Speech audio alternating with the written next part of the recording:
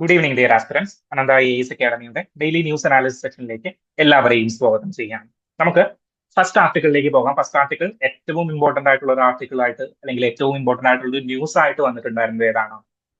നമ്മളുടെ ബീഹാർ ഇലക്ഷനുമായി ബന്ധപ്പെട്ടിട്ടുള്ള തെരഞ്ഞെടുപ്പ് കൗണ്ടിങ് ആയിരുന്നു ഇന്നലെ.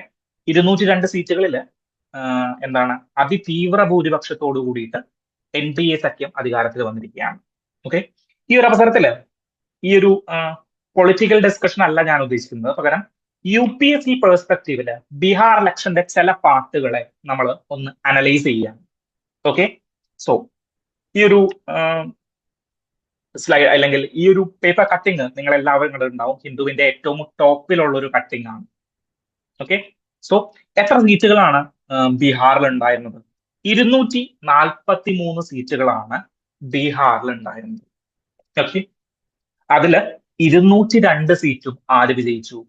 നമ്മളുടെ NDA സഖ്യം, നിതീഷ് കുമാറും നമ്മളുടെ നരേന്ദ്രമോദിയൊക്കെ അടങ്ങുന്ന NDA സഖ്യം വിജയിച്ചു. ഓക്കെ, എത്ര സീറ്റുകളാണ് MGB നേടിയത്? കോൺഗ്രസിന്റെ 35 സീറ്റുകളാണ് നേടിയത്. ഓക്കെ, അപ്പോ എനിക്ക് ഈ ഒരു നേട്ടത്തെ കുറിച്ചിട്ടോ അല്ലെങ്കിൽ നഷ്ടത്തെ കുറിച്ചിട്ടോ അല്ല നിങ്ങളോട് ഡിസ്കസ് ചെയ്യാനായിട്ടുള്ളത്. രണ്ട് കാര്യങ്ങളാണ്.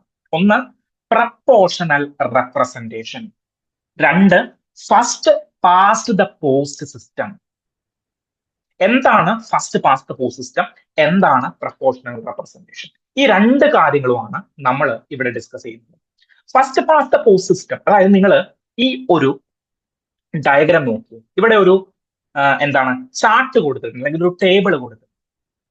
202 സീറ്റുകൾ ആർക്ക് ലഭിച്ചു? നമ്മളുടെ NDA സഖ്യത്തിന് ലഭിച്ചു. പക്ഷേ നിങ്ങൾ തൊട്ടപ്പുറത്തെ കോളം ഒന്ന് വായിച്ചേ. 46.7% മാത്രമേ നമ്മളുടെ വോട്ട് ഷെയർ NDAക്ക് കിട്ടിയ വോട്ട് ഷെയർ ഉള്ളൂ. അതായത് 100 പേര് വോട്ട് ചെയ്തിട്ടുണ്ടെങ്കിൽ 46.5% മാത്രമേ NDAക്ക് വോട്ട് ഷെയർ ഉള്ളൂ.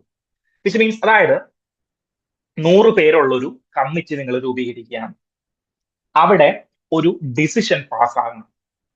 ഓക്കെ, 100 പേരുള്ള ഒരു കമ്മിറ്റി, നിങ്ങളുടെ നാട്ടിലെ റെസിഡൻസ് അസോസിയേഷൻ, 100 പേരുള്ള ഒരു റെസിഡൻസ് അസോസിയേഷൻ, അവിടെ ഒരു ഡിസിഷൻ പാസ്സാകണമെങ്കിൽ ഭൂരിപക്ഷാഭിപ്രായത്തിലാണ് എന്ത് ചെയ്യുന്നത്? നമ്മൾ ഒരു ഡിസിഷൻ പാസ്സാക്കുന്നത്. വിച്ച് മീൻസ് 51 ആളുകൾ പിന്താങ്ങിയാൽ മാത്രമേ, സപ്പോർട്ട് ചെയ്താൽ മാത്രമേ അവിടെ ഒരു കാര്യം നടപ്പിലാവുകയുള്ളൂ. കമ്പനീസിന്റെ കാര്യത്തിൽ അങ്ങനെയാണ്. 51% ഷെയർ ഹോൾഡേഴ്സ് ഉള്ളവരായിരിക്കും ഏറ്റവും ഹ്യൂജ് ഡിസിഷൻ മേക്കർ ആയിട്ട് ആ കമ്പനിയിൽ വരുന്നത്. അതുകൊണ്ടാണ് പബ്ലിക് കമ്പനീസിന് 51% ഓർ മോർ എന്ന് പറയുന്നത്. പക്ഷേ ഇവിടെ 46%, ഏകദേശം 47% വോട്ടിന്റെ ഷെയർ കിട്ടിയ ആള് 202 സീറ്റോട് കൂടിയിട്ട് വിജയിച്ചിരിക്കുകയാണ്. ഇതെങ്ങനെയാ സംഭവിക്കുന്നത്? ഇത് എങ്ങനെ സംഭവിക്കും? സോ അതാണ് ഈ first past the post system എന്ന് പറയുന്ന സിസ്റ്റത്തിന്റെ ഒരു ക്യാരക്ടറിസ്റ്റിക്സ്. നിങ്ങൾക്ക് എഫക്റ്റീവ് മെജോറിറ്റി ഒന്നും വേണമെന്നില്ല. എഫക്റ്റീവ് മെജോറിറ്റി എന്ന് പറഞ്ഞാൽ 100 പേരിൽ 51 പേരും നിങ്ങളെ സപ്പോർട്ട് ചെയ്ത് വോട്ട് ചെയ്യണമെന്നില്ല. പകരം നിങ്ങൾക്ക് ഉള്ളതിൽ കൂടുതൽ വോട്ടുകൾ സമാഹരിച്ചാൽ മാത്രം മതി. അതെങ്ങനെയാണ്? 46% NDAക്ക് കിട്ടി. ബാക്കി എത്ര ശതമാനം ഉണ്ടാവും? 54% ഉണ്ടാവും. 46 പേര് NDAയെ സപ്പോർട്ട് ചെയ്ത് വോട്ട് ചെയ്തു. ദെൻ ബാക്കിയുള്ള 54 ഒരുമിച്ച് കൂടാതിരുന്നാൽ മതി. പല കാൻഡിഡേറ്റുകളിലേക്കായിട്ട് ഡിഫറൻഷിയേറ്റ് ചെയ്ത് പോയി കഴിഞ്ഞാൽ നിങ്ങൾ വിജയിക്കും. സോ അങ്ങനെ ഒരു സിസ്റ്റമാണ് first past the post system എന്ന് പറയുന്നത്. സോ പ്രപ്പോർഷണൽ റെപ്രസെന്റേഷൻ ആണെങ്കിൽ അങ്ങനെ നടക്കില്ല. ഞാൻ അതിലേക്ക് വരാം. So first past the post system എന്ന് പറയുന്നത് എന്താണ്? First past the post. ആരാണോ ആദ്യം ചാടിക്കടക്കുന്നത് അവര് വിജയിക്കുന്ന സിസ്റ്റമാണ് ഈ first past the post system എന്ന് പറയുന്നത്. So first past the post സിസ്റ്റത്തില് ആർക്കാണോ കൂടുതൽ ഭൂരിപക്ഷം, the candidate with the most votes in the constituency wins. ആർക്കാണോ കൂടുതൽ വോട്ടുകൾ കിട്ടുന്നത് അവര് വിജയിക്കും. അതെങ്ങനെയാണ്? ഫോർ എക്സാമ്പിൾ 100 പേര് വോട്ട് ചെയ്യുകയാണ്. ഓക്കെ, 100 പേര് വോട്ട് ചെയ്യുകയാണ്. 5 കാൻഡിഡേറ്റ്സുകൾ ഉണ്ടെന്ന് വിചാരിക്കുക. ABCDE അങ്ങനെ 5 കാൻഡിഡേറ്റുകൾ ഉണ്ട്. നോർമലി ഒരാൾ പാസ്സാവണമെങ്കിൽ 51% കിട്ടണം. പക്ഷേ first past the post system, നമ്മളുടെ നോർമൽ ഇലക്ഷൻ അങ്ങനെയല്ലല്ലോ നടക്കുന്നത്. അല്ല, ഭൂരിപക്ഷം കിട്ടുന്ന ആൾ വിജയിക്കും. വിച്ച് മീൻസ് ഒരാൾക്ക് 30% വോട്ടേ കിട്ടിയിട്ടുള്ളൂ. അതായത് 100 പേരിൽ വോട്ട് ചെയ്തപ്പോൾ 30 പേര് മാത്രമേ എ എന്ന് പറയുന്ന കാൻഡിഡേറ്റിന് വോട്ട് ചെയ്തിട്ടുള്ളൂ. ബാക്കി 70% പേരും എ വരണ്ട എന്ന് തീരുമാനിച്ചുകൊണ്ടിട്ട് എന്ത് ചെയ്തു? എ വരണ്ട എന്ന് തീരുമാനിച്ചുകൊണ്ട് ബാക്കി 4 കാൻഡിഡേറ്റുകളിലേക്കും കൊടുത്തു. ഓക്കെ, സോ 30-നെ 4 വെച്ച് ഡിവൈഡ് ചെയ്ത് കഴിഞ്ഞാൽ എത്ര വരും? 30-നെ 4 വെച്ച് ഡിവൈഡ് ചെയ്ത് കഴിഞ്ഞാൽ 1.2 1.3 ഒക്കെ വെച്ചിട്ട്, ഇറ്റ് മീൻസ് ഒരു 12-13 വോട്ടുകളൊക്കെ വെച്ചിട്ട് ഒരു കാൻഡിഡേറ്റിനെ കിട്ടുന്നുള്ളൂ. മനസ്സിലായോ? സോ പ്രാബല്യത്തിൽ നോക്കുകയാണെങ്കിൽ പോപ്പുലേഷന്റെ 70%വും എനെ അംഗീകരിച്ചിട്ടില്ല. എന്നിട്ടും 30 വോട്ടുകളുള്ള എ എന്തായി? വിജയിക്കുകയാണ്. ഓക്കെ, സോ നമ്മൾ പലപ്പോഴും നമ്മളുടെ പത്രങ്ങളിലും നമ്മളുടെ എന്താണ് വാർത്താ മാധ്യമങ്ങളിലൊക്കെ കേൾക്കുന്ന ഒരു വാക്കാണ് പ്രീണന രാഷ്ട്രീയം, അല്ലെങ്കിൽ ഭിന്നിപ്പിന്റെ രാഷ്ട്രീയം സംസാരിക്കരുത്, അല്ലെങ്കിൽ വോട്ട് ബാങ്ക് പൊളിറ്റിക്സ് എന്നൊക്കെ പറയും. സോ നമ്മൾ പലപ്പോഴും ചിന്തിച്ചിട്ടുണ്ടാവും ഈ വോട്ട് ബാങ്ക് പൊളിറ്റിക്സ് കൊണ്ട് എന്താ കാര്യം? വോട്ട് ബാങ്ക് പൊളിറ്റിക്സ് എന്ന് പറഞ്ഞു കഴിഞ്ഞാൽ എങ്ങനെ ഗുണം ചെയ്യാം? വോട്ട് ബാങ്ക് പൊളിറ്റിക്സ് എന്ന് പറഞ്ഞു കഴിഞ്ഞാൽ ഇതുപോലെ ഒരു 30% ഷെയർ ഉള്ള ഒരൊറ്റ വോട്ട് ബാങ്ക് ഉണ്ടാകും. For example NSS, Nair service society. Nair service സൊസൈറ്റിയെ ഞാൻ ചെന്ന് കാണുകയാണ്. ഞാൻ വന്നു കഴിഞ്ഞാൽ നായർ സർവീസ് സൊസൈറ്റിക്ക് ഏറ്റവും നല്ല കാര്യങ്ങൾ ചെയ്തു തരും. അല്ലെങ്കിൽ SNDP, അല്ലെങ്കിൽ ക്രിസ്തീയ സഭ, അല്ലെങ്കിൽ മുസ്ലിം ലീഗ്, ഇങ്ങനെയുള്ള എന്താണ് റിലീജിയസ് വോട്ട് ബാങ്കുകളെയും കൾച്ചറൽ വോട്ട് ബാങ്കുകളെയും കാസ്റ്റ് വോട്ട് ബാങ്കുകളെയും എല്ലാം നമ്മൾ ചെന്ന് കാണും. എന്നിട്ട് അവരുടെ സമുദായ സംഘടനകളെല്ലാം നമ്മളോട് വോട്ട് ചെയ്യണം എന്ന് പറയും. സോ ഈ വോട്ട് ബാങ്ക് നമ്മളുടെ കയ്യിലായി. Which means around 30% of shares നമ്മളുടെ കയ്യിലായി. അപ്പോ നമുക്ക് ബാക്കിയുള്ളവർക്ക് എന്ത് ചെയ്യണ്ട? ബാക്കിയുള്ളവരെ നമ്മൾ ഒരുമിപ്പിക്കണമെന്നില്ല, പിന്നെ നമ്മൾ ഭിന്നിപ്പിച്ചാൽ മാത്രം മതി. അങ്ങനെയാണ് ഈ ഭിന്നിപ്പിച്ച് ഭരിക്കുക അല്ലെങ്കിൽ ഭിന്നിപ്പിന്റെ രാഷ്ട്രീയം വരുന്നത്. മനസ്സിലായോ? So first past post system എന്ന് പറയുന്ന സിസ്റ്റത്തിൽ എന്ത് വരുന്നു? നിങ്ങളുടെ വോട്ട് ഷെയറിന്റെ അടിസ്ഥാനത്തിലല്ല എന്ത് ചെയ്യുന്നേ നിങ്ങൾക്ക് അധികാരം കിട്ടുന്നേ, നിങ്ങളുടെ പാർട്ടിക്ക് അധികാരം കിട്ടുന്നേ. പകരം എന്താണ്?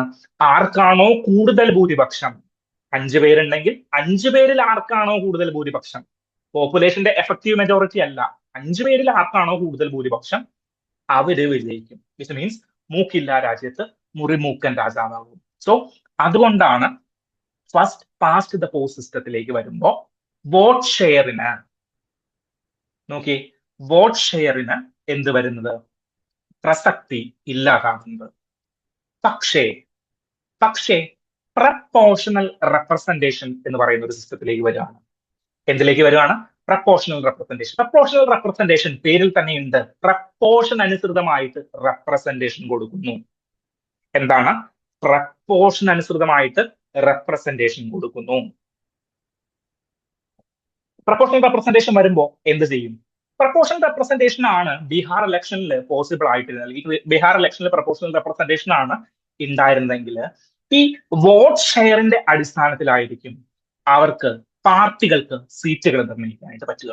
വിച്ച് മീൻസ് NDA എന്ന് പറയുന്ന സഖ്യം 46% വോട്ട് ഷെയർ നേടി. MGB എന്ന് പറയുന്ന സഖ്യം 37% വോട്ട് ഷെയറുകൾ നേടി. സോ 243 എന്ന് പറയുന്ന സീറ്റ് അവരെന്ത് ചെയ്യും? ഈ 243-ന്റെ 46% കാണും. ഏകദേശം എത്ര? 125 126. സോ ആ അത്രയും നമ്പർ എന്ത് ചെയ്യും? NDA സഖ്യത്തിന് സീറ്റുകൾ കൊടുക്കും. MGBക്ക് എത്ര കൊടുക്കും? 243-ന്റെ 37% കാണും. എന്നിട്ട് ഇവിടെ എക്സാമ്പിൾ നോക്കാം. JSP എന്ന് പറയുന്ന ഒരു പാർട്ടി ഉണ്ട്.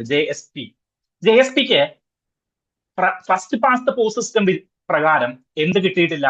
ഒരാള് പോലും വിജയിച്ചിട്ടില്ല. ഓക്കെ, സോ നിയമസഭ കൂടുമ്പോ JSPയുടെ ഏതെങ്കിലും ഒരു സ്ഥാനാർത്ഥി അവിടെ ഉണ്ടാകുമോ? JSPയുടെ ഒരു സ്ഥാനാർത്ഥിയും അവിടെ ഉണ്ടാകില്ല. പക്ഷേ JSPക്ക് എന്തുണ്ട്? 3.4% വോട്ട് ഷെയർ ഉണ്ട്. 3.4% വോട്ട് ഷെയർ ഉണ്ട്. ഓക്കെ, അപ്പോ ഫസ്റ്റ് പാസ് പോസ്റ്റ് സിസ്റ്റം പ്രകാരം JSPയുടെ ഒരു കാൻഡിഡേറ്റും നിയമസഭയിലേക്ക് എത്തില്ല. പക്ഷേ പ്രപ്പോർഷണൽ റെപ്രസെന്റേഷൻ ആണെങ്കിൽ നിങ്ങൾ ഒരു സീറ്റിൽ പോലും വിജയിച്ചിട്ടില്ല. പക്ഷേ നിങ്ങൾക്ക് ഓവറോൾ വോട്ട് ഷെയർ എത്രയുണ്ട്? 3.4% ഉണ്ട്. എങ്കിൽ എന്ത് പറ്റും? നിങ്ങൾ 3.4, 243ന്റെ 3.4, 243ന്റെ 10% എത്രയാണ്? 243ന്റെ 10% 24.3%. ദെൻ 1% എത്രയാണ്? 2.4. 1% എന്ന് പറയുമ്പോൾ 2.43 ആണ്. ഇപ്പൊ 3% എന്ന് പറയുമ്പോൾ 2, 4, 6. സോ JSP ഒരു സീറ്റ് പോലും ജയിച്ചില്ലെങ്കിലും പ്രപ്പോർഷണൽ റെപ്രസെന്റേഷൻ പ്രകാരം അവരുടെ റെപ്രസെന്റേഷൻ പ്രാതിനിധ്യം ഉറപ്പിക്കുന്നതിന് വേണ്ടിയിട്ട് അവർക്ക് 6 സീറ്റുകൾ കൊടുക്കും. കാരണം എന്താണ്? ജനസംഖ്യയുടെ 3.4% അല്ലെങ്കിൽ വോട്ടേഴ്സിന്റെ എലിജിബിൾ ആയിട്ടുള്ള വോട്ടേഴ്സിന്റെ 3.4% പേരും JSPയെ റെപ്രസെന്റ് ചെയ്യണം എന്ന് കരുതിയിട്ടുണ്ട്, അല്ലെങ്കിൽ എന്ന് അനുമാനിച്ചുകൊണ്ട് വോട്ട് ചെയ്തിട്ടുണ്ട്. മനസ്സിലായോ? സോ അവർക്കുള്ള റെപ്രസെന്റേഷൻസ് നമ്മൾ കൊടുക്കും. അങ്ങനെ റെപ്രസെന്റേഷൻ കൊടുക്കുന്നതിനെയാണ് പ്രപ്പോർഷണൽ റെപ്രസെന്റേഷൻ എന്ന് പറയുന്നത്. ഇന്ത്യയില് നമ്മൾ പുരാതന കാലമൊന്നുമല്ല, ബ്രിട്ടീഷ് കാലഘട്ടങ്ങളിൽ മുതൽ തന്നെ തുടങ്ങിയിരുന്ന ഒരു സിസ്റ്റമായിരുന്നു ഈ first past the post system. So അത് നമ്മൾ ആ ഒരു കൾച്ചറിൽ അങ്ങനെ തുടർന്നു എന്ന് മാത്രമേ ഉള്ളൂ. Okay, so first past the post system രണ്ടിനും മെറിറ്റ്സും ഉണ്ട്, ഡീമെറിറ്റ്സും ഉണ്ട്. ഫസ്റ്റ് പാസ്റ്റ് പോസ്റ്റ് സിസ്റ്റത്തിന്റെ ഡീമെറിറ്റ്സ് നമ്മൾ പറഞ്ഞു. എന്താണ്? വോട്ട് ബാങ്ക് പൊളിറ്റിക്സിനെ സപ്പോർട്ട് ചെയ്യും. എന്താണ്? ഒരൊറ്റ ലീഡർ എന്നുള്ള രീതിയിലേക്ക് മാറും. മോദിജിയെ മുന്നിൽ കാണിച്ചുകൊണ്ട് അല്ലെങ്കിൽ പിണറായി വിജയനെ മുന്നിൽ കാണിച്ചുകൊണ്ട് ഒരൊറ്റ ലീഡർ എന്നുള്ള രീതിയിലേക്ക് വേണമെങ്കിൽ മാറും. പ്രപ്പോർഷണൽ റെപ്രസെന്റേഷൻ എന്ന് പറയുമ്പോൾ അങ്ങനെ ഒരു ഒറ്റ ലീഡറിനെ കാണിക്കാനായിട്ടില്ല. ഒരു പാർട്ടിക്ക് വേണ്ടിയിട്ടാണ് ടോട്ടലി വോട്ട് ചെയ്യുന്നത്. സോ അതൊരു പാർട്ടി പൊളിറ്റിക്സ് എന്നുള്ള ഒരു രീതിയിലേക്ക് മാറും. ഓക്കെ, സോ അങ്ങനെ ഒരു രീതിയിലേക്ക് മാറാനായിട്ട് പ്രപ്പോർഷണൽ റെപ്രസെന്റേഷന് സാധ്യതയുണ്ട്. ഇന്ത്യയിലെ പ്രപ്പോർഷണൽ റെപ്രസെന്റേഷൻ യൂസ് ചെയ്യുന്നതുണ്ട്. എവിടെയാണ്? നമ്മൾ ഡീറ്റെയിൽ ആയിട്ട് ഡിസ്കസ് ചെയ്തിട്ടുണ്ടായിരുന്നു. പ്രസിഡന്റിന്റെ ഇലക്ഷൻ, വൈസ് പ്രസിഡന്റിന്റെ ഇലക്ഷൻ, രാജ്യസഭയിലേക്കുള്ള ഇലക്ഷൻ. ഏതൊക്കെയാണ്?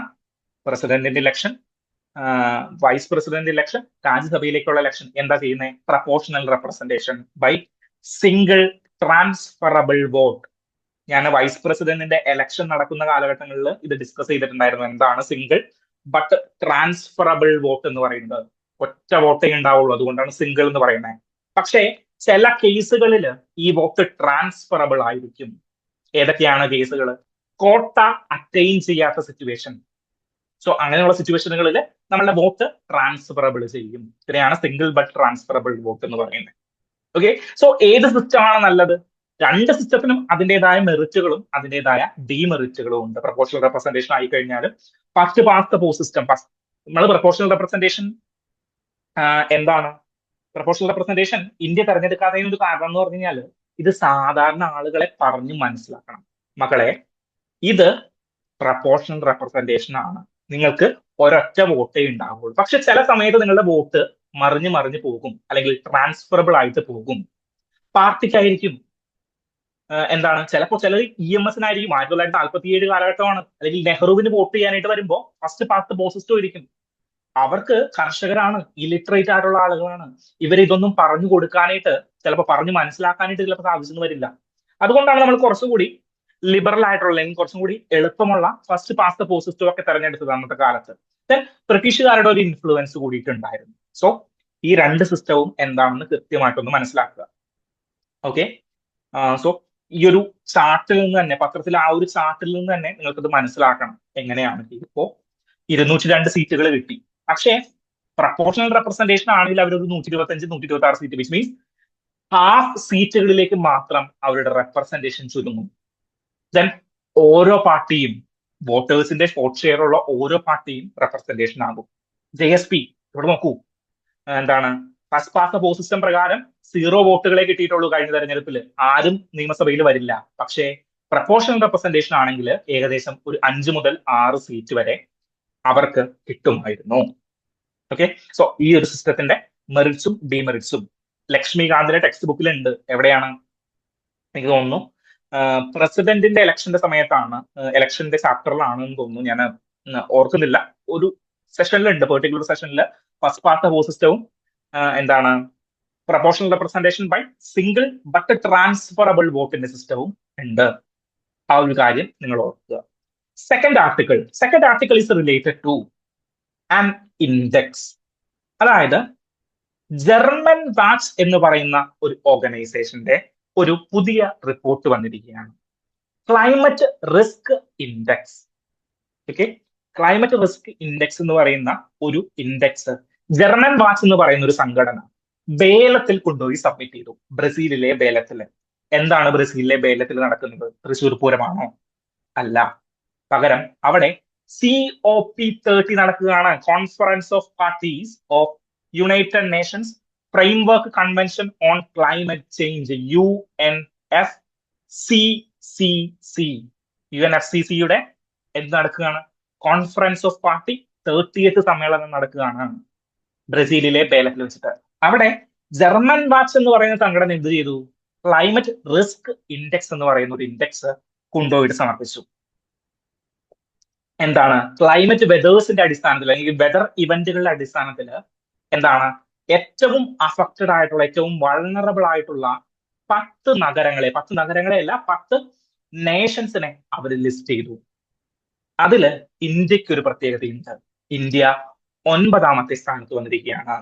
വിച്ച് മീൻസ് ക്ലൈമറ്റ് വെതർ ഇവന്റുകൾ എന്താണ് അഫക്ട് ചെയ്യുന്ന 9ാമത്തെ വലിയ രാജ്യമായിട്ട് അല്ലെങ്കിൽ 9ാമത്തെ രാജ്യമായിട്ട് ഇന്ത്യ മാറിയിരിക്കുകയാണ്. ഓക്കെ, സോ അത് പലപ്പോഴും മെയിൻസ് ആൻസർ റൈറ്റിങ്ങുകളിലേക്ക് നമുക്ക് എഴുതാനായിട്ട് പറ്റും.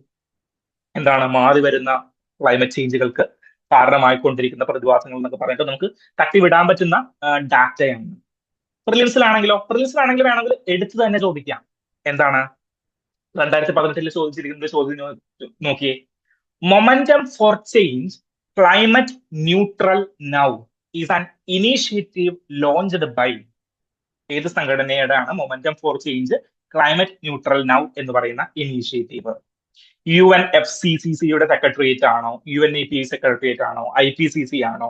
വേൾഡ് മെട്രോളജിക്കൽ ഓർഗനൈസേഷൻ ആണോ? ഓക്കെ, സോ ഇത് ആ സമയത്ത് ഇതുപോലെ വാർത്തയിൽ വന്നിട്ടുള്ള ഒരു ന്യൂസ് ആയിരിക്കണം. അതുകൊണ്ടാണ് അവർ എടുത്ത് ചോദിച്ചത്. സോ ഇതിന്റെ ആൻസർ എന്ന് പറയുന്നത് UNFCC ആണ്. UNFCCയുടെ സെക്രട്ടേറിയറ്റ് ആണ് momentum for change climate neutral now എന്ന് പറയുന്ന ഇനീഷ്യേറ്റീവ് ലോഞ്ച് ചെയ്തിട്ടുണ്ടായിരുന്നത്.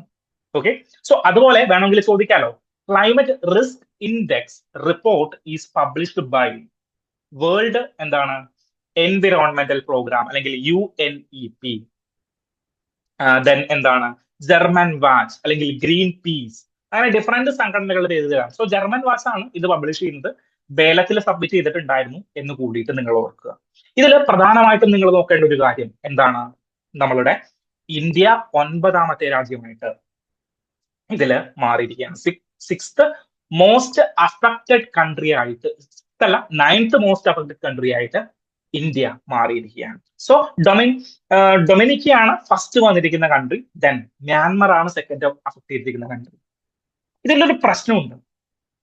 ശശി തരൂർ പറയുന്ന പോലെ എന്താണ് ക്ലൈമറ്റിക് പ്രോബ്ലംസ് എന്ന് പറഞ്ഞു കഴിഞ്ഞാൽ പ്രോബ്ലംസ് വിത്തൗട്ട് ബോർഡേഴ്സ് ആണ്, അല്ലെങ്കിൽ പ്രോബ്ലംസ് വിത്തൗട്ട് പാസ്പോർട്ട്സ് ആണ്. പാസ്പോർട്ടുകളില്ലാതെ പല രാജ്യങ്ങളിലേക്കും കടന്നു ചെല്ലാനായിട്ട് ഈ ക്ലൈമറ്റ് പ്രോബ്ലംസിന് സാധിക്കും. ഓക്കെ, ന്യൂ ജനറേഷണൽ പ്രോബ്ലംസ് ആണ്. സോ മ്യാൻമറിൽ ഒരു പ്രോബ്ലം ഉണ്ടായി കഴിഞ്ഞാൽ ഇന്ത്യയെയും അത് സാരമായിട്ട് ബാധിക്കില്ലേ? ബാധിക്കും. കാരണം എന്താണ്? മ്യാൻമർ എന്ന് പറഞ്ഞു കഴിഞ്ഞാൽ നമ്മുടെ തൊട്ടടുത്ത് കിടക്കുന്ന കൺട്രിയാണ്. നമ്മൾ അവർക്ക് സഹായഹസ്തങ്ങളായിട്ട് പോകും. നമ്മളുടെ ഒരുപാട് ഫിനാൻഷ്യൽ ഹെൽപ്പ് അവിടേക്ക് പോകും. നമ്മളുടെ ആർമീസ് റെസ്ക്യൂ മിഷൻസിന് വേണ്ടിയിട്ട് അവിടേക്ക് പോകും. സോ ഇന്ത്യൻ GDPയെയും ഈ മ്യാൻമറിലുള്ള ഭൂചലനവും മ്യാൻമറിലുള്ള വെള്ളപ്പൊക്കവും വെതർ ഇവന്റ്സുകളെല്ലാം കാര്യമായിട്ട് ബാധിക്കും. സോ ഇവിടെ ഒരു ജിയോ പൊളിറ്റിക്കൽ എന്ത് കൂടിയുണ്ട്, പെർസ്പെക്റ്റീവ് കൂടിയിട്ട് ഈ ഒരു ഇൻഡെക്സിനുണ്ട്.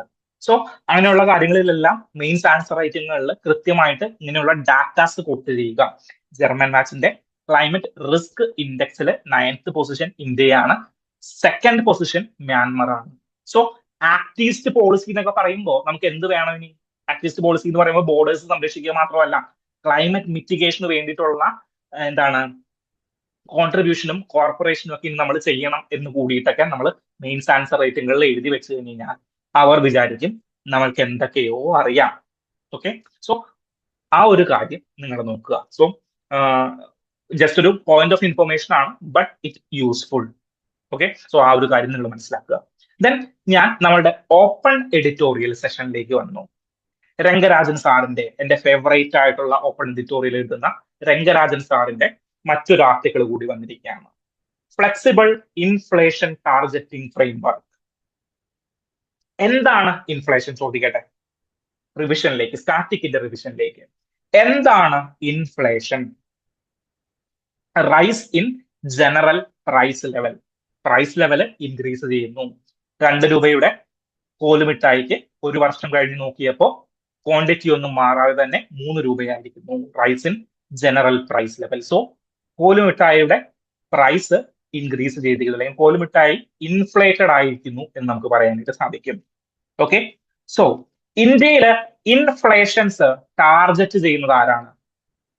RBI ആണ്. ആരാണ് ഇൻഫ്ലേഷൻസ് ടാർഗറ്റ് ചെയ്യുന്നത്? ഇൻഫ്ലേഷൻ ഇത്രയായിരിക്കണം അല്ലെങ്കിൽ ഇത്ര വേണം എന്ന് കണ്ടുപിടിക്കുന്നത് ആരാണ്? RBI ആണ്. RBI എങ്ങനെയാണ് ഇൻഫ്ലേഷനെ ടാർഗറ്റ് ചെയ്തിരിക്കുന്നത്? ഓക്കെ, മുന്നേ എങ്ങനെയായിരുന്നു എന്ന് വെച്ച് കഴിഞ്ഞാൽ ഒരു ഫിക്സഡ്, അതായത് 6% ഇൻഫ്ലേഷൻ മാത്രമേ നമുക്ക് വരാനായിട്ട് പാടുള്ളൂ, അതിൽ കൂടാൻ പാടില്ല, അല്ലെങ്കിൽ 4% ഇൻഫ്ലേഷൻ മാത്രമേ നമുക്ക് വരാൻ പാടുള്ളൂ എന്നുള്ള രീതിയിൽ ഒരു ഫിക്സഡ് ടാർഗറ്റിംഗ് ആയിരുന്നു 2016 മുന്നേ വരെ RBIക്ക് ഉണ്ടായിരുന്നത്. 2016 നമ്മൾ ഫ്ലെക്സിബിൾ ഇൻഫ്ലേഷൻ ടാർഗറ്റിംഗ് കൊണ്ടുവന്നത്. സോ ഫ്ലെക്സിബിൾ ഇൻഫ്ലേഷൻ ടാർഗറ്റിംഗ് പ്രകാരം നമ്മളുടെ ഇൻഫ്ലേഷൻ ടാർഗറ്റിംഗ് എത്രയാണ്? 4 ± 2. 4 നമ്മളുടെ ഒരു ആംബിയൽ ഇൻഫ്ലേഷൻ. ഓക്കെ, 4 നമ്മളുടെ ഒരു ആംബിയൽ ഇൻഫ്ലേഷൻ. പക്ഷേ 4 നിന്ന് +2, 6 വരെ പോകാം, കുഴപ്പമില്ല. 4 നിന്ന് കുറഞ്ഞാലോ? 2 വരെ കുറയാം. സോ 4 ± 2 ആണ് നമ്മളുടെ ഒരു ഇൻഫ്ലേഷൻ, ഫ്ലെക്സിബിൾ ഇൻഫ്ലേഷൻ ടാർഗറ്റിംഗ് എന്ന് പറയുന്നത്. ഓക്കെ, ഈ ഒരു ഡിസ്കഷനിൽ നമ്മൾ എന്താണ് ഈ ഫ്ലെക്സിബിൾ ഇൻഫ്ലേഷൻ ടാർഗറ്റിംഗും ഫിലിപ്സ് കർവ് എന്ന് പറയുന്ന ഒരു ടോപ്പിക് കൂടിയായിരിക്കും നമ്മൾ ഡിസ്കസ് ചെയ്യുന്നത്. സോ അതിന്റെ ക്വസ്റ്റ്യൻസിലേക്ക് നമുക്ക് വരാം. സോ എങ്ങനെയാണ് നമ്മുടെ ഇൻഫ്ലേഷൻ ടാർഗറ്റിംഗ് വരുന്നത്? 4 ± 2. 2016 RBI ഇത് ഇംപ്ലിമെന്റ് ചെയ്യുമ്പോൾ 10 വർഷത്തേക്കാണ് ഈ ഒരു ടാർഗറ്റിംഗ് നമ്മൾ വെച്ചത്. വിച്ച് മീൻസ് 2026 വരെയാണ് ഈ ഒരു ഇൻഫ്ലേഷൻ ടാർഗറ്റിംഗ് നമ്മൾ വെച്ചിട്ടുണ്ടായിരുന്നത്. ഓക്കെ, സോ 2026 മാർച്ച് ആകുമ്പോഴേക്കും, ഏപ്രിൽ ആകുമ്പോൾ പുതിയ ടാർഗറ്റിംഗ് നമുക്ക് വേണം. സോ അതിന്റെ അടിസ്ഥാനത്തിലാണ് രംഗരാജൻ സാറ് ഈ ഒരു ആർട്ടിക്കിൾ എഴുതിയിരിക്കുന്നത്. സോ ഇനി നമ്മൾ ഇൻഫ്ലേഷൻസ് ടാർഗറ്റ് ചെയ്യുമ്പോൾ എന്തിന്റെ ബേസിസിൽ ടാർഗറ്റ് ചെയ്യണം? അതായത് ഇൻഫ്ലേഷൻ കുറയ്ക്കണം എന്ന് നമ്മൾ തീരുമാനിച്ചു. ഇൻഫ്ലേഷൻ കുറയ്ക്കണം എന്ന് നമ്മൾ തീരുമാനിച്ചു. അത് നമ്മളുടെ കൺസ്യൂമർ പ്രൈസ് ഇൻഡെക്സ് പ്രൊഡ്യൂസ് ചെയ്യുന്ന കൺസ്യൂമർ ഇൻഫ്ലേഷൻ ആണോ, അല്ലെങ്കിൽ ഫുഡ് ഇൻഫ്ലേഷൻ ആണോ, അതോ ഹോൾസെയിൽ എന്താണ് ഇത് ഹോൾസെയിൽ പ്രൈസ് ഇൻഡെക്സ് ഡെബിക്ട് ചെയ്യുന്ന ഹോൾസെയിൽ ഇൻഫ്ലേഷൻ ആണോ, അതായത് ഫുഡ് ഇൻഫ്ലേഷൻ ഒഴിച്ചുകൊണ്ടുള്ള കോർ ഇൻഫ്ലേഷൻ ആണോ? സോ ഇങ്ങനെയുള്ള കാര്യങ്ങളാണ് ഈ ഒരു ആർട്ടിക്കിളിൽ ഡിസ്കസ് ചെയ്തിട്ടുണ്ടായിരുന്നത്. Okay, just A second. Okay, so ഈ ഒരു കാര്യങ്ങളൊക്കെയാണ് നമ്മൾ എന്തിൽ ഡിസ്കസ് ചെയ്തിട്ടുണ്ടായിരുന്നത്? ഈ ഒരു ആർട്ടിക്കിളിൽ ഡിസ്കസ് ചെയ്തിട്ടുണ്ടായിരുന്നു. സോ രംഗരാജൻ സാർ പറയുന്ന ഒരു കാര്യം എന്താണെന്ന് വെച്ച് കഴിഞ്ഞാൽ, നിങ്ങൾ ഇൻഫ്ലേഷനെ ടാർഗറ്റ് ചെയ്യുമ്പോൾ എപ്പോഴും എന്തിൽ ടാർഗറ്റ് ചെയ്യണം? കൺസ്യൂമർ പ്രൈസ് ഇൻഡെക്സിൽ ടാർഗറ്റ് ചെയ്യണം. കാരണം കൺസ്യൂമർ പ്രൈസ് ഇൻഡെക്സ് ആണ് ഏറ്റവും കൂടുതൽ ഫ്ലക്ച്വേറ്റ് ചെയ്യുന്നത്. അതിനെ ഡിമാൻഡും എന്താണ് സപ്ലൈയും ബാധിക്കും. വിച്ച് മീൻസ് നമ്മൾ പഠിച്ചിട്ടുണ്ട് ഇൻഫ്ലേഷനിൽ 2 കാര്യങ്ങളുണ്ട്: cost push inflation, demand pull inflation. നമ്മൾ ആ ചോദ്യങ്ങളിലേക്ക് വരുന്നുണ്ട്. 2-3 ചോദ്യങ്ങൾ ചെയ്യുമ്പോൾ നിങ്ങൾക്ക് അത് കൃത്യമായിട്ട് മനസ്സിലാവും. ഓക്കെ, സോ എന്തിൽ ഫോക്കസ് ചെയ്യണം നമ്മൾ? Consumer price index, which means headline ഇൻഫ്ലേഷനിൽ നമ്മൾ ഫോക്കസ് ചെയ്തിരിക്കണം. എന്താണ് ഹെഡ്ലൈൻ ഇൻഫ്ലേഷൻ നോക്കുന്നുണ്ടോ? എന്താണ് കോർ ഇൻഫ്ലേഷൻ നോക്കുന്നുണ്ടോ? ഹെഡ്ലൈൻ ഇൻഫ്ലേഷൻ എന്ന് പറഞ്ഞു കഴിഞ്ഞാൽ എല്ലാ ഇൻഫ്ലേഷനും, ടോട്ടൽ ഇൻഫ്ലേഷനെയാണ് നമ്മൾ ഹെഡ്ലൈൻ ഇൻഫ്ലേഷൻ എന്ന് പറയുന്നത്.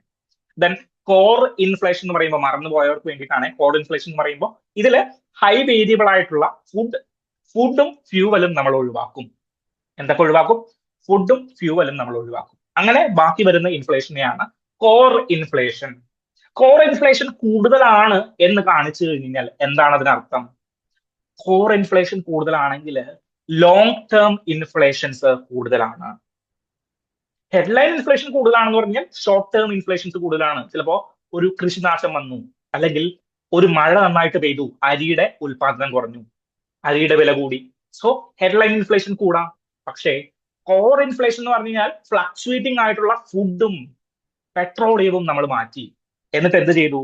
എന്നിട്ട് കോർ ഐറ്റംസിനെ മാത്രം എടുത്തു. പക്ഷെ അതും കൂടുതലാണെങ്കിൽ വിച്ച് മീൻസ് ലോങ് ടേമിലേക്ക് ഇൻഫ്ലേഷൻസ് നിലനിൽക്കും. റിസ്ക് ക്വസ്റ്റ്യൻ ആവാമോ? ആവാം.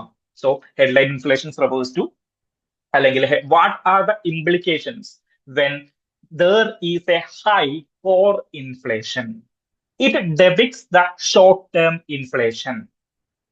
അല്ലെങ്കിൽ second statement, it depicts the long-term inflation. Which of the following statements are correct? First statement തെറ്റാണ്. ഷോർട്ട് ടേം അല്ല, ലോങ് ടേം ഇൻഫ്ലേഷൻ ആണ് കോർ ഇൻഫ്ലേഷൻ വരുമ്പോൾ കാണുന്നത്. ഓക്കെ, ഡീറ്റെയിൽ ആയിട്ട് നമ്മൾ നമ്മുടെ കറന്റ് അഫയേഴ്സ് സെഷനുകളിൽ മുന്നേ ഡിസ്കസ് ചെയ്തിട്ടുണ്ട്. മറന്നു പോകരുതേ. ജൂണിലെ കറന്റ് അഫയേഴ്സ് ഒക്കെ മറന്നു പോകരുത്. നിങ്ങൾ മറന്നിട്ടുണ്ടാവില്ല. കാരണം എന്താണ്, ഇത് നിങ്ങളിപ്പോ നിങ്ങളുടെ എക്കണോമിക്സ് ക്ലാസ്സുകളിലും കൂടി പഠിച്ച് നിങ്ങളിപ്പോ തറോ ആയിട്ടുണ്ടാകും. ഓക്കെ, സോ നിങ്ങൾ ഈ ഒരു ചോദ്യം ചെയ്യുക, ഹോൾസെയിൽ പ്രൈസ് ഇൻഡെക്സുമായിട്ട് ബന്ധപ്പെട്ടതാണ്. With reference to the wholesale price index, consider the following statements. The Reserve Bank of India uses the wholesale price index as a key measure of inflation to set monetary and credit policy. The Reserve Bank of India uses the wholesale price index as a key measure of inflation to set monetary credit policy. Then, second statement. ഇപ്പൊ എനിക്ക് സംശയമായി, wholesale price index ആണോ consumer price index ആണോ നമ്മളുടെ reserve bank of India monetary പോളിസിക്ക് വേണ്ടിയിട്ട് utilise ചെയ്യുന്നത്? Second statement, WPI is published by the ministry of commerce and industry quarterly. Quarterly ആണ് എന്ത് ചെയ്യുന്നത്? ഹോൾസെയിൽ പ്രൈസ് ഇൻഡെക്സ് പബ്ലിഷ് ചെയ്യുന്നത്. Which of the following statement is correct? എനിക്ക് ഉറപ്പായിട്ടും അറിയാം, ministry of commerce industry quarterly അല്ല ഇത് പബ്ലിഷ് ചെയ്യുന്നത്. കാരണം ഞാൻ ഇന്നലത്തെ കറന്റ് അഫയേഴ്സ് സെഷൻസ് കണ്ടിട്ടുണ്ട്. ഇന്നലത്തെ കറന്റ് അഫയേഴ്സിൽ ഒരു ചോദ്യം ഉണ്ടായിരുന്നു. പ്രീവിയസ് ഇയർ ക്വസ്റ്റ്യൻ പേപ്പർ ഞാൻ എടുത്തിട്ടുണ്ടായിരുന്നു. എന്താണ് അതിൽ പറഞ്ഞത്? അതിൽ പറഞ്ഞത് നമ്മൾ വീക്ക്ലി മാറ്റി, 2012 വരെ വീക്ക്ലി ഹോൾസെയിൽ പ്രൈസ് ഇൻഡെക്സ് ഉണ്ടാകിയിരുന്നത് അത് മന്ത്ലിയിലേക്ക് മാറ്റി. സോ സെക്കൻഡ് സ്റ്റേറ്റ്മെന്റ് തെറ്റായിട്ട് എനിക്ക് മനസ്സിലായി, ഉറപ്പിച്ചു ഞാൻ. ദെൻ എനിക്ക് സംശയമുള്ളത് first സ്റ്റേറ്റ്മെന്റിലാണ്. The Reserve Bank of India uses the WPI as a key measure of inflation. Key measure of inflation ആയിട്ട് WPI-നെയാണ് തെരഞ്ഞെടുത്തിരിക്കുന്നത്. ആണോ? അപ്പോ ഞാൻ ഇന്നത്തെ കറന്റ് അഫയേഴ്സിലേക്ക് പോയി. ഇന്നത്തെ കറന്റ് അഫയേഴ്സിൽ രംഗരാജൻ സാറ് പറഞ്ഞിരിക്കുകയാണ്, മക്കളെ എന്താണ്, ഫുഡ് ഇൻഫ്ലേഷൻ ആണ് നിങ്ങൾ ഇൻഫ്ലേഷൻ ടാർഗറ്റിങ്ങിന് വേണ്ടിയിട്ട് യൂട്ടിലൈസ് ചെയ്യുന്നത്. ഇൻഫ്ലേഷൻ ടാർഗറ്റിംഗ് ആരാ ചെയ്യുന്നത്? RBI ആ ചെയ്യുന്നത്. RBI എന്തിനാണ് ഈ ഇൻഫ്ലേഷൻ ടാർഗറ്റിംഗ് ചെയ്യുന്നത്? ഇൻഫ്ലേഷൻ ടാർഗറ്റിംഗ് നല്ല ടാർഗറ്റിംഗ് കേട്ടോ എന്ന് പറഞ്ഞിട്ട് അവിടെ നോക്കിയിരിക്കാനാണോ? അല്ല, അത് വെച്ചിട്ട് മൊണേറ്ററി പോളിസീസ്, റേറ്റുകൾ, റിപ്പോ റേറ്റുകൾ, ബാങ്ക് റേറ്റുകൾ എല്ലാം നിർണ്ണയിക്കുന്നതിന് വേണ്ടിയിട്ടാണ് ഈ ഈ ഇൻഫ്ലേഷൻ ടാർഗറ്റിംഗ് ചെയ്യുന്നത്. സോ ഇന്നത്തെ ന്യൂസ് വായിച്ചിട്ടുള്ള എനിക്ക് മനസ്സിലായി എന്താണ്, കൺസ്യൂമർ പ്രൈസ് ഇൻഡെക്സ് ആണ് കുറച്ചും കൂടി ഇൻഫ്ലേഷൻ ടാർഗറ്റിങ്ങിന് ഉതകുന്ന കാര്യം. അത് എല്ലാ പ്രൊഡക്റ്റുകളെയും ഇൻക്ലൂസീവ് ആണ്, ഒന്നാമത്തെ കാര്യം. രണ്ടാമത്തത് ഡിമാൻഡ് പുള്ളിനെയും കോസ്റ്റ് പുഷിനെയും ഒരുപോലെ ബാധിക്കുന്നത്, അല്ലെങ്കിൽ ഒരുപോലെ റിഫ്ലക്ട് ചെയ്യുന്നത് ഈ കൺസ്യൂമർ പ്രൈസ് ഇൻഡെക്സിലാണ്. അതുകൊണ്ട് രംഗരാജൻ സാറ് പറഞ്ഞ പോലെ കൺസ്യൂമർ പ്രൈസ് ഇൻഡെക്സിൽ ടാർഗറ്റ് ചെയ്യുന്നതായിരിക്കും കുറച്ചും കൂടി ഉചിതമായിട്ട് വരുന്നത്. സോ അങ്ങനെയാണെങ്കിൽ ഈ സ്റ്റേറ്റ്മെന്റ് തെറ്റാവുമോ? ഈ സ്റ്റേറ്റ്മെന്റ് ശരിയാവുമോ? WPI as a key measure of inflation അല്ല. കൺസ്യൂമർ പ്രൈസ് ഇൻഡെക്സ് ആണ് reserve bank of India utilise ചെയ്യുന്ന key inflation measure. Consumer price index as the key measure of inflation to set monetary policy and credit policy. Okay, so CPI അല്ല, WPI അല്ല, CPI ആണ് നമ്മൾ use ചെയ്യുന്നത്. So ഇതിന്റെ answer എന്താണ്? Neither 1 nor 2 ആണ് ഇതിന്റെ ആൻസർ ആയിട്ട് വരുന്നത്. ഓക്കെ, ദെൻ ദെൻ ഇതിന്റെ സെക്കൻഡ് പാർട്ടിൽ, ഇന്നത്തെ ന്യൂസിന്റെ സെക്കൻഡ് പാർട്ടിൽ ഡിസ്കസ് ചെയ്യുന്ന ഫിലിപ്സ് കർവ് എന്ന് പറയുന്ന ഒരു കർവ് ഉണ്ട്. ഓക്കെ, ഫിലിപ്സ് കർവ് എക്കണോമിക്സിലെ ഒരു ഇമ്പോർട്ടന്റ് ടേം ആണ് ഈ ഫിലിപ്സ് കർവ് എന്ന് പറയുന്നത്. സോ ഫിലിപ്സ് കർവുമായി ബന്ധപ്പെട്ടിട്ട് മുന്നേ പല പി വൈ ക്യൂസിലല്ല, മുന്നേ പല കർവ് റിലേറ്റഡ് ആയിട്ടുള്ള ചോദ്യങ്ങൾ ചോദിച്ചിട്ടുണ്ട്. സോ അതുകൊണ്ട് ഒരു ചോദ്യം, in the context of economics, Phillips curve show the relationship between ഇൻഫ്ലേഷനും ജി ഡി പിയും. ഇൻഫ്ലേഷനും ജി ഡി പിയുടെയും എന്താണ്, ഇൻഫ്ലേഷന്റെയും ജി ഡി പിയുടെയും ഇതാണോ ഫിലിപ്സ് കർവ്? അല്ലെങ്കിൽ ഇൻഫ്ലേഷനും അൺഎംപ്ലോയ്മെന്റും ആണോ? അൺഎംപ്ലോയ്മെന്റും ജി ഡി പി ഗ്രോത്തും ആണോ? Tax rate and tax revenue, ഏതാണ് ഫിലിപ്സ് കർവ്? നമ്മൾ പഠിച്ചിട്ടില്ല, പഠിക്കട്ടെ.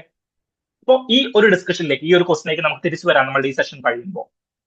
Third question, which of the following statement is are correct regarding demand pull inflation? എന്താണ് ഡിമാൻഡ് പുൾ ഇൻഫ്ലേഷൻ? അതായത് ഞാൻ ജോലിയും കൂലിയും ഇല്ലാതിരിക്കുന്ന ഒരാളായിരുന്നു. ഓക്കെ, പെട്ടെന്ന് എനിക്ക് എന്താണ് അംബാനിയുടെ കമ്പനിയിൽ ഒരു ജോലി കിട്ടും, 10 ലക്ഷം രൂപ മാസ ശമ്പളം. അപ്പൊ എനിക്ക് എന്തായി? പണം എന്റെ കയ്യിൽ വന്നു. സോ ഞാൻ കൂടുതൽ പ്രൊഡക്റ്റുകൾ ഡിമാൻഡ് ചെയ്യില്ലേ? ഡിമാൻഡ് ചെയ്യും.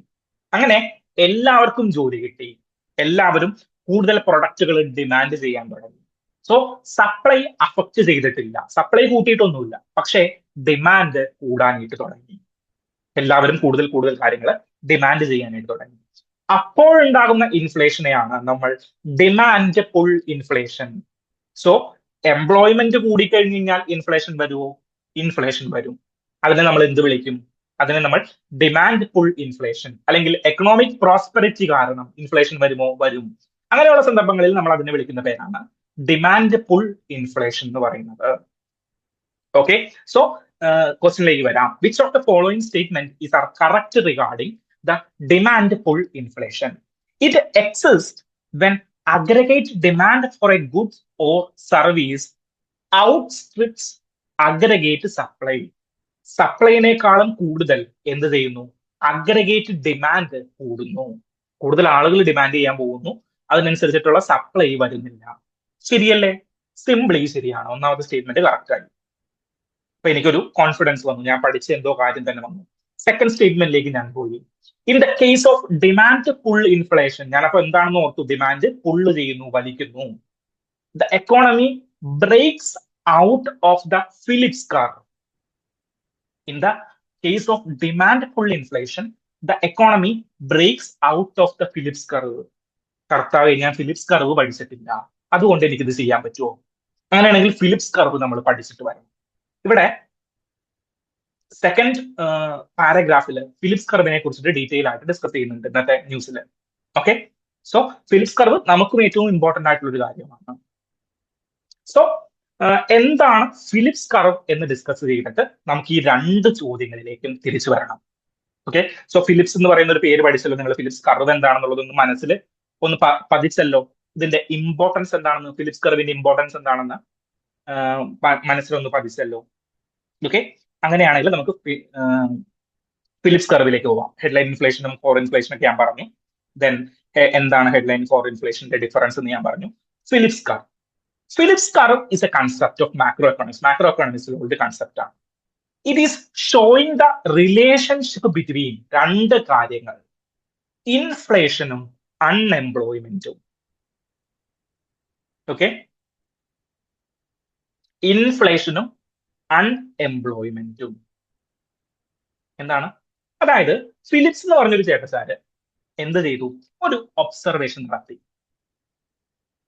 അതായത് ജോലിയില്ലായ്മ കുറയുന്നു, അതായത് എല്ലാവർക്കും ജോലി കിട്ടുന്ന ഒരു സന്ദർഭത്തിൽ ഇൻഫ്ലേഷൻ അങ്ങോട്ട് കൂടുകയാണ്. ഓക്കെ, എല്ലാവർക്കും ജോലി കിട്ടുന്ന ഒരു സന്ദർഭത്തിൽ ഇൻഫ്ലേഷൻ അങ്ങോട്ട് കൂടുകയാണ്. വിച്ച് മീൻസ് ലോ അൺഎംപ്ലോയ്മെന്റിന്റെ സമയത്ത്. സോ ഇത് എംപ്ലോയ്മെന്റ് റേറ്റ് ആണ്. താഴെ എക്സ് ആക്സിസ് എന്ന് പറയുന്നത്, ഈ ഒരു ഡയഗ്രത്തിലേക്ക് നോക്കുക, താഴെയുള്ള എക്സ് ആക്സിസ് എന്ന് പറയുന്നത് എംപ്ലോയ്മെന്റ് റേറ്റ് ആണ്, അല്ലെങ്കിൽ അൺഎംപ്ലോയ്മെന്റ് റേറ്റ് ആണ്. സോ എന്താണ്? അൺഎംപ്ലോയ്മെന്റ് ഏറ്റവും കുറവിലുള്ള സമയത്ത് എന്താണ്? അൺഎംപ്ലോയ്മെന്റ് ഏറ്റവും കുറവിലുള്ള സമയം, വിച്ച് മീൻസ് ഏറ്റവും കൂടുതൽ എംപ്ലോയ്മെന്റ് ഉള്ള സമയം, അൺഎംപ്ലോയ്മെന്റ് കുറവുള്ള സമയത്ത് എന്താണ്? ഇൻഫ്ലേഷൻ റേറ്റ് കുതിച്ചുയരുകയാണ്. എന്നാൽ അൺഎംപ്ലോയ്മെന്റ് റേറ്റ് കൂടുതലുള്ള സമയത്ത് വലിയ ഇൻഫ്ലേഷനുകളൊന്നുമില്ല. ഇദ്ദേഹം ഇതിനെ പഠിച്ചു. അതായത് ജോലി കിട്ടിയിട്ട് വേണം ഒരു ലീവ് എടുക്കാൻ എന്നൊക്കെ പറയുന്ന പോലെ, ജോലി കിട്ടിക്കഴിഞ്ഞാൽ എല്ലാവർക്കും ജോലി കിട്ടിക്കഴിഞ്ഞാൽ അവിടെ ഇൻഫ്ലേഷൻ അങ്ങോട്ട് വരികയാണ്. ഓക്കെ, സോ പ്രധാനമന്ത്രി എന്താണ് കൗശൽ വികാസ് യോജന എന്ന് പറയുന്ന പദ്ധതിയൊക്കെ ഇംപ്ലിമെന്റ് ചെയ്തിട്ട് നമ്മൾ ജോലി കൂടാനായിട്ട് കാത്തിരുന്നപ്പോഴേക്കും മോണിറ്ററി പോളിസി കമ്മിറ്റി വന്നിട്ട് പറയാണ് ദേ ഇൻഫ്ലേഷൻ അങ്ങോട്ട് കുതിച്ചുയരുകയാണ്. ഇതെന്താണ് കാരണം എന്ന് ഫിലിപ്സ് കർവ് പഠിച്ചു, അല്ലെങ്കിൽ ഫിലിപ്സ് എന്ന് പറയുന്ന ആൾ പഠിച്ചു. ഫിലിപ്സ് പറഞ്ഞു അൺഎംപ്ലോയബിലിറ്റി കുറയുമ്പോൾ, എല്ലാവർക്കും ജോലി കിട്ടിക്കഴിയുമ്പോൾ എന്താ പറ്റുന്നത്? എക്കോണമിക് പ്രോസ്പെരിറ്റി ഉണ്ടാവും. എനിക്ക് സന്തോഷമായി, 10 ലക്ഷം രൂപ എന്റെ ബാങ്കിൽ അക്കൗണ്ടിൽ വരുന്നു. പക്ഷേ എല്ലാവർക്കും ജോലി കിട്ടിക്കഴിയുമ്പോൾ അവിടെ ഡിമാൻഡ് പുൾ ഇൻഫ്ലേഷൻ സംഭവിക്കുകയാണ്. എന്ത് വരുന്നു? ഡിമാൻഡ് പുൾ ഇൻഫ്ലേഷൻ സംഭവിക്കുകയാണ്. ഓക്കെ, സോ എന്താണ്? ജോലി കിട്ടുമ്പോൾ അതിനോടൊപ്പം തന്നെ ഇൻഫ്ലേഷനും വരും. സോ ഈ ഒരു ഇൻവേഴ്സ്ലി പ്രപ്പോർഷണൽ റിലേഷൻ എംപ്ലോയ്മെന്റും ഇൻഫ്ലേഷനും തമ്മിലുള്ള ഇൻവേഴ്സ്ലി പ്രപ്പോർഷണൽ റിലേഷൻഷിപ്പ് ആണ് ഫിലിപ്സ് കർവ് എസ്റ്റാബ്ലിഷ് ചെയ്യുന്നത്. സിംപ്ലി എംപ്ലോയ്മെന്റും ഇൻഫ്ലേഷനും തമ്മിലുള്ള റിലേഷൻ. സോ എംപ്ലോയ്മെന്റ് കൂടിക്കഴിഞ്ഞ് കഴിഞ്ഞാൽ എന്ത് പറ്റും? ഇൻഫ്ലേഷൻ കൂടും. സോ അതൊരു എന്തിൽ നിർത്തണം നമ്മൾ? അതൊരു ഒപ്റ്റിമം പൊസിഷനിൽ നമ്മൾ നമ്മളുടെ എംപ്ലോയ്മെന്റും ഇൻഫ്ലേഷൻ റേറ്റും നമ്മൾ നിർത്തണം. ഓക്കെ, സോ എല്ലാവർക്കും ജോലി കിട്ടിക്കഴിഞ്ഞാൽ ഇൻഫ്ലേഷൻ കൂടാനായിട്ടുള്ള സാധ്യതയുണ്ട്. അതിനനുസരിച്ച് നമ്മൾ പ്രൊഡ്യൂസ് ചെയ്യണമെന്ന് ആര് പറഞ്ഞു? ഫിലിപ്സ് പറഞ്ഞു. ഫിലിപ്സ് കർവ് ഓക്കെ ആണോ? ഫിലിപ്സ് കർവ് ഓക്കെ ആണെങ്കിൽ ചോദ്യത്തിലേക്ക് തിരിച്ചു വരൂ. ഇവിടെ ചോദ്യത്തിലേക്ക് തിരിച്ചു വരാം. ഫസ്റ്റ് ക്വസ്റ്റ്യൻ നോക്കിയേ. അല്ല, ഫസ്റ്റ് ക്വസ്റ്റ്യൻ അല്ല, second question. In the context of economics Phillips curve show the relationship between ഇൻഫ്ലേഷനും GDP ആണോ? അല്ല. ഇൻഫ്ലേഷനും അൺഎംപ്ലോയ്മെന്റും ആണോ? ഉറപ്പിച്ചു പറയണം, ഇൻഫ്ലേഷനും അൺഎംപ്ലോയ്മെന്റും ആണ്. മൂന്നാമത്തെ സ്റ്റേറ്റ്മെന്റ്, അൺഎംപ്ലോയ്മെന്റും GDP ഗ്രോത്തും ആണോ? അല്ല. ഇൻഫ്ലേഷനും അൺഎംപ്ലോയ്മെന്റും ആണ്. അൺഎംപ്ലോയ്മെന്റ് കുറയുന്ന അവസരത്തിൽ, വിച്ച് മീൻസ് എംപ്ലോയ്മെന്റ് കൂടുന്ന അവസരത്തിൽ ഇൻഫ്ലേഷൻ കൂടുകയാണ്. സോ അതാണ് ഫിലിപ്സ് കർവ് പറയുന്നത്. ദെൻ ഡിമാൻഡ് പുൾ ഇൻഫ്ലേഷൻ നോക്കിയേ. Correct regarding demand pull inflation ഒന്നാമത്തെ സ്റ്റേറ്റ്മെന്റ് നമ്മൾ കറക്റ്റ് ആക്കി. Second statement, in the case of demand pull inflation the economy breaks out of Phillips curve ആണോ? അതായത് Philips കർവിൽ നിന്ന് വേറൊരു ബ്രേക്സ് ഔട്ട് ആണ്, പുറത്തേക്ക് പോവുകയാണ്. അല്ല, ഡിമാൻഡ് പുൾ ഇൻഫ്ലേഷന്റെ സമയത്ത് ഫിലിപ്സ് കർവ് ആക്ടിവേറ്റ് ചെയ്യുകയാണ്. കാരണം എന്താണ്? അൺഎംപ്ലോയ്മെന്റ് കുറയുമ്പോൾ, വിച്ച് മീൻസ് എംപ്ലോയ്മെന്റ് കൂടുമ്പോൾ എന്ത് വരും? ഡിമാൻഡ് പുൾ ഇൻഫ്ലേഷൻസ് വരും. എല്ലാവർക്കും എംപ്ലോയ്മെന്റ് കിട്ടുമ്പോൾ, എല്ലാവർക്കും 10 ലക്ഷം രൂപ വീതം കിട്ടുമ്പോൾ അവിടെ ഡിമാൻഡ് പുൾ ഇൻഫ്ലേഷൻ വരും. വിച്ച് മീൻസ് ഫിലിപ്സ് കർവിൽ ബ്രേക്ക് ഔട്ട് ചെയ്യുകയല്ല, ഫിലിപ്സ് കർവ് ഫോളോ ചെയ്യുകയാണ് ഡിമാൻഡ് പുൾ ഇൻഫ്ലേഷന്റെ കേസ് വരുന്നത്. ഓക്കെ, സോ സെക്കൻഡ് സ്റ്റേറ്റ്മെന്റ് തെറ്റാണ്, ഫസ്റ്റ് സ്റ്റേറ്റ്മെന്റ് മാത്രം ശരിയാണ്. ഓപ്ഷൻ എ ആണ് ഇവിടുത്തെ ആൻസർ വരുന്നത്. ഓക്കെ, സോ ക്വസ്റ്റ്യൻസ് ത്രൂ നിങ്ങൾ എന്ത് പഠിച്ചു? വോൾസൈൽ പ്രൈസ് ഇൻഡെക്സ് എങ്ങനെയാണ് ടാർഗറ്റ് ചെയ്യുന്നത്? FIT ഫ്ലെക്സിബിൾ ഇൻഫ്ലേഷൻ ടാർഗറ്റിംഗ് എന്താണ്? Then demand pull inflation, Phillips curve, എക്കണോമിക്സിലെ 4 ടോപ്പിക്കുകൾ നിങ്ങൾ റിവൈസ് ചെയ്തു ഒരൊറ്റ ഓപ്പൺ എഡിറ്റോറിയൽ വഴി. മനസ്സിലായോ? സോ ഇങ്ങനെയാണ് നിങ്ങൾ പത്രവായനയെ നിങ്ങളുടെ സ്റ്റാറ്റിക് ടോപ്പിക്കുമായിട്ട് കണക്ട് ചെയ്തുകൊണ്ട് റിവൈസ് ചെയ്യുന്നത്. ഓക്കെ, അല്ലാണ്ട് പത്രം വായിച്ചിട്ട് നിങ്ങൾക്ക് ഒരു എന്താണ് നല്ല മനുഷ്യനാകാനായിട്ടാണെങ്കിൽ നിങ്ങൾ പത്രം വായിക്കുന്നത്. നിങ്ങൾ എല്ലാവരും നല്ല മനുഷ്യരാണ്. ഓക്കെ, സോ UPSCയുടെ പെർസ്പെക്റ്റീവിലായിട്ട് നിങ്ങൾ അത് കണക്ട് ചെയ്യാനായിട്ട് നിങ്ങൾ പഠിക്കണം. ഓക്കെ, ദെൻ ഗ്രേറ്റ് നിക്കോബാർ പ്രൊജക്റ്റുമായി ബന്ധപ്പെട്ടിട്ട്, ഓക്കെ സ്പീഡിൽ തീർക്കാം. ഗ്രേറ്റ് നിക്കോബാർ പ്രൊജക്റ്റുമായി ബന്ധപ്പെട്ടിട്ട് എന്താണ്? 3 കാര്യങ്ങളാണ് എനിക്ക് ഇവിടെ പറയാനായിട്ടുള്ളത്. ഓക്കെ, ഈ ഒരു ഓപ്പൺ എഡിറ്റോറിയലിനെ നിങ്ങൾ എങ്ങനെ നിങ്ങളുടെ റിവിഷൻ ഉള്ള ഒരു പാർട്ടായിട്ട് മാറ്റും? സോ ഇവിടെ ഡിസ്കസ് ചെയ്യുന്ന ഒരു കാര്യമുണ്ട്. നമ്മൾ സോണിയാഗാന്ധിയുടെ ആർട്ടിക്കിൾ ഓപ്പൺ എഡിറ്റോറിയൽ നമ്മൾ വായിച്ചിട്ടുണ്ടായിരുന്നു. പിന്നെ ആരുടെയാണ്? എൻവിറോൺമെന്റ് മിനിസ്റ്റർ തന്നെ ഒരു ഓപ്പൺ എഡിറ്റോറിയൽ എഴുതിയിട്ടുണ്ടായിരുന്നു. എന്താണ്? ഗ്രീൻ, നമ്മളുടെ ഈ ആൻഡമാൻ നിക്കോബാർ ഐലൻഡിലെ പ്രോജക്റ്റ് എങ്ങനെയാണെന്നൊക്കെ പറഞ്ഞിട്ടുള്ള ഒരു ഓപ്പൺ എഡിറ്റോറിയൽ എഴുതിയിട്ടുണ്ടായിരുന്നു. ഇന്ന് വേറൊരാൾ ഓപ്പൺ എഡിറ്റോറിയൽ എഴുതിയിരിക്കുന്നു. ഇവിടെ UPSC പെർസ്പെക്റ്റീവിൽ പഠിക്കുന്ന 3 കാര്യങ്ങളുണ്ട്. ഒന്ന്, നാഷണൽ ഗ്രീൻ ട്രിബ്യൂണൽ. രണ്ട് national board for wild life. Then ഇവിടെ ചില സ്പീഷീസുകളെ കുറിച്ചിട്ട് എടുത്തു പറഞ്ഞിട്ടുണ്ട്. അത് ഞാൻ ആഡ് ചെയ്തിട്ടില്ല.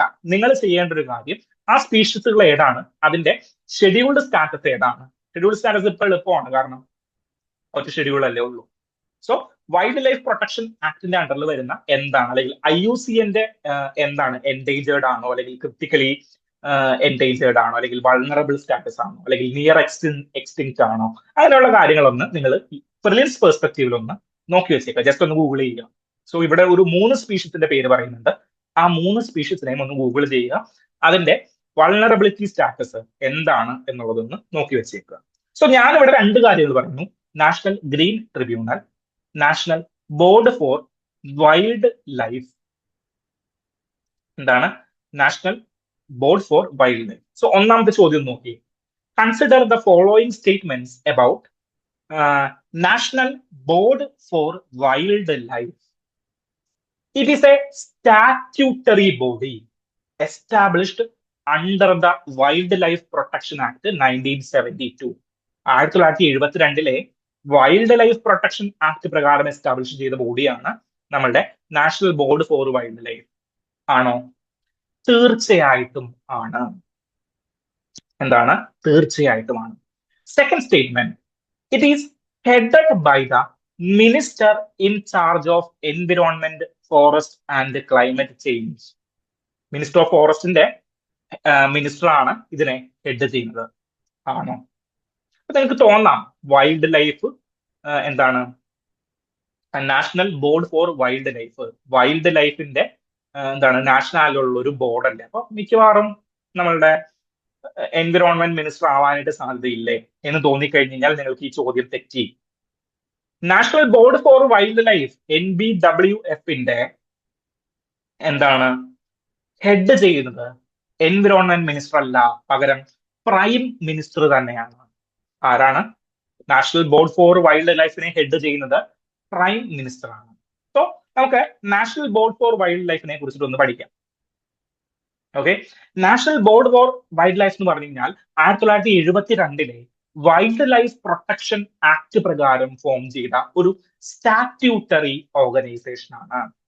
Okay, so it's A high level committee. എന്തിനു വേണ്ടിയിട്ടാണ്?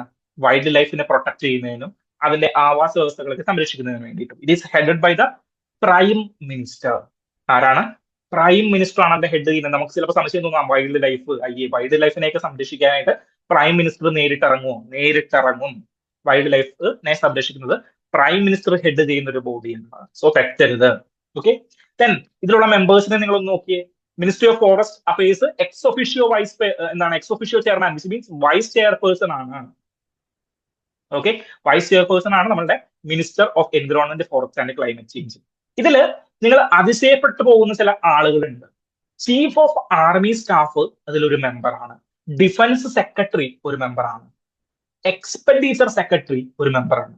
ഓക്കെ, ചീഫ് ഓഫ് ആർമി സ്റ്റാഫിനെയൊക്കെ പിടിച്ചിട്ടാണ് ഈ ഒരു നാഷണൽ ബോർഡ് ഫോർ വൈൽഡ് ലൈഫിൽ ഇൻക്ലൂഡ് ചെയ്തിരിക്കുന്നത്. സോ അതിന്റെ ഒരു ഇമ്പോർട്ടൻസ് എത്രത്തോളം ഉണ്ട് എന്ന് നിങ്ങൾ മനസ്സിലാക്കുക. So chief of army staff, defence secretary, expenditure secretary വരെ ഇതിൽ അംഗമാണ്.